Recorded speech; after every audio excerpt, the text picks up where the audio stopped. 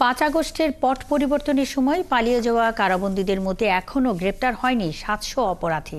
দেশের 69টি কারাগারের মধ্যে 17টি কারাগার এখনও ঝুঁকিপূর্ণ বলেও জানিয়েছেন কারা মহাপরিদর্শক। সকালে কারা অধিদপ্তরে এক সংবাদ সম্মেলনে মহাপরিদর্শক আরও জানান, কারাগার থেকে পালানোর ঘটনা ভবিষ্যতে যাতে আর না হয় তাই প্রতিটি ঘটনা আলাদাভাবে পর্যালোচনা করে কাজ করছে কর্তৃপক্ষ।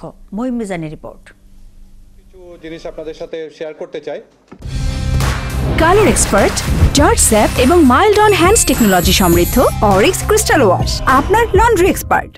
সম্প্রতি রাজধানীর বঙ্গবন্ধু শেখ মুজিব মেডিকেল বিশ্ববিদ্যালয় হাসপাতালে সাবেক মন্ত্রী আসাদুজ্জামান নুরুর উপর হামলা হয়। এছাড়াও বিভিন্ন আসামিদের জেল হাজতে আনা নেওয়ার সময়ে ঘটে হামলার ঘটনা।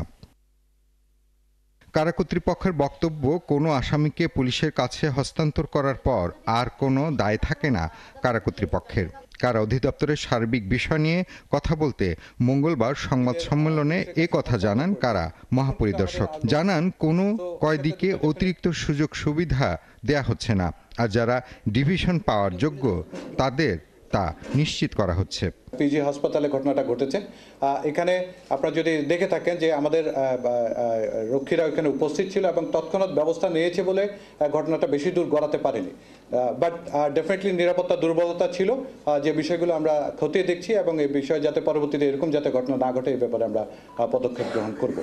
5 আগস্টের পট পরিবর্তনের সময় দেশের বিভিন্ন কারাগার থেকে প্রায় 2200 আসামি পালিয়ে যায়, যাদের মধ্যে 1500 জনকে এরই মধ্যে গ্রেফতার করা হয়েছে। এদের মধ্যে 70 জন ফাঁসি ও আলোচিত মামলার আসামি।